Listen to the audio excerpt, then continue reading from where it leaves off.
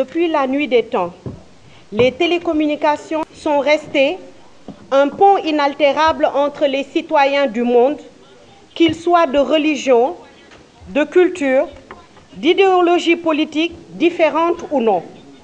En dépit des crises politiques qui ont fait vaciller tous les régimes qui se sont succédés au Sénégal depuis les indépendances, jamais les TIC n'ont été l'arme de privation de ce qu'elles sont censées faciliter, la liberté d'expression.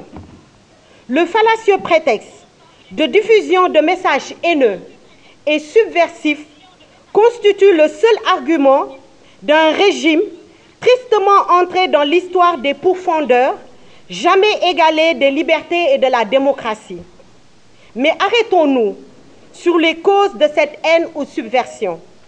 Le 1er juin 2023, le 31 juillet 2023, l'Internet mobile a été restreint à la suite d'événements politico-judiciaires.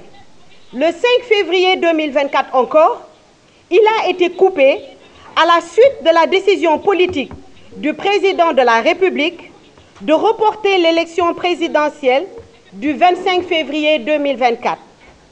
Cette décision, qui a suscité l'émoi des Sénégalais et de la communauté internationale, est aujourd'hui, Monsieur le ministre, la source des messages haineux et subversifs dans un contexte de trouble à l'ordre public. Conséquence du non-respect du calendrier républicain. Le seul courage que nous attendons de lui est d'arrêter de laisser apparaître que vous prenez la connexion Internet via les données mobiles comme une console de jeu.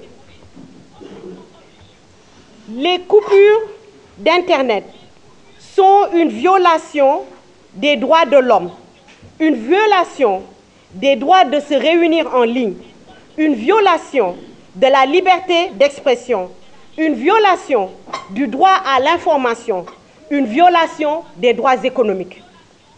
Du 2 juin 2023 au 13 février 2024, le ministre Moussa Bocar Thiam a opéré 13 jours de coupure d'Internet mobile, soit en moyenne l'équivalent d'une journée et demie de coupure d'Internet tous les mois, depuis juin 2023. Considéré autrement aussi, c'est un demi-mois de coupure d'Internet mobile. Les pertes économiques sont colossales pour les opérateurs de télécommunications. 3 milliards de francs CFA, sans compter les préjudices socio-économiques des millions de clients et de la population sénégalaise. Sur le mobile money, 12 millions de Sénégalais vivront des perturbations pour des transferts d'argent, paiement de factures, paiement des recharges Sénélec, utiliser les GAP.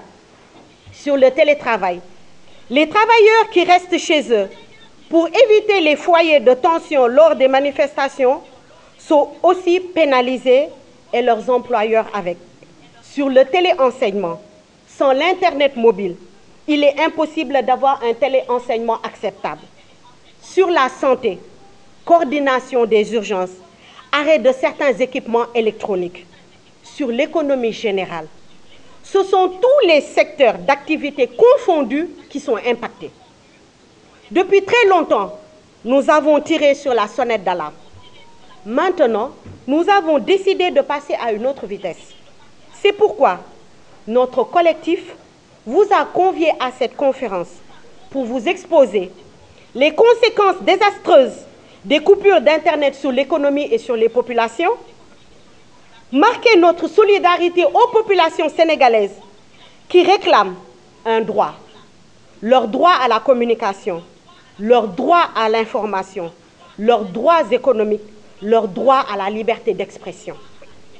Décidons à partir d'aujourd'hui de lancer des actions de protestation pacifiques pour le moment, axées sur 2 moyens de lutte: le port de brassard rouge, les journées de débrayage ou de présence négative sur l'ensemble de nos entreprises concernées.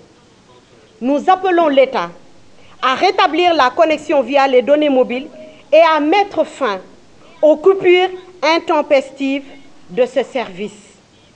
Nous sommes déterminés à mener ce combat avec détermination jusqu'au bout. Unis, nous vaincrons.